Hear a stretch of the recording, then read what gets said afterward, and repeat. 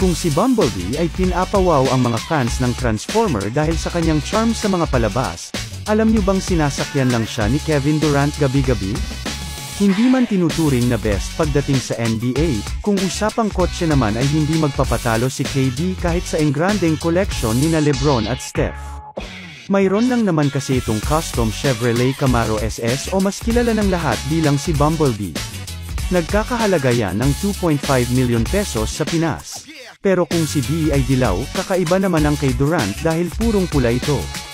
Dahil nga sa kakaiba niyang kulay ay binase pa ng Nike ang kanyang sapatos na KD8.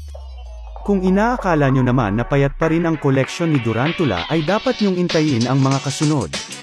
Dahil kung may pinakamahal man sa kanyang mga kotse ito ay ang 1966 Ford GT40. May halaga lang naman yan na $2.5 million o tumetaginting na 142 million pesos. Higit kalahati nga sa amount ng kanyang mga kotse ay ito lang. Rare nga rin ito dahil 105 pieces lang yan sa mundo. Pero ang kukumpleto sa kanyang nakakalulang mga broom, ito na ang Lambo at Ferrari niya. Kagaya nga kasi ni The King ay mayroon din siyang poging-pogi na Aventador Roadster na kalahating $1 milyon ang halaga. Hindi rin papahuli ang isa sa OG cars niyang Ferrari California. Isa ito sa mga una niyang nabili kaya naman may sentimental value yan sa kanya. Kung gusto naman niya ng mabagal at classy ay may option din siya niyan sa napakalinis tingnan niyang Rolls-Royce Phantom. Kaninong NBA car collection pa ang gusto niyong makita? Comment down below.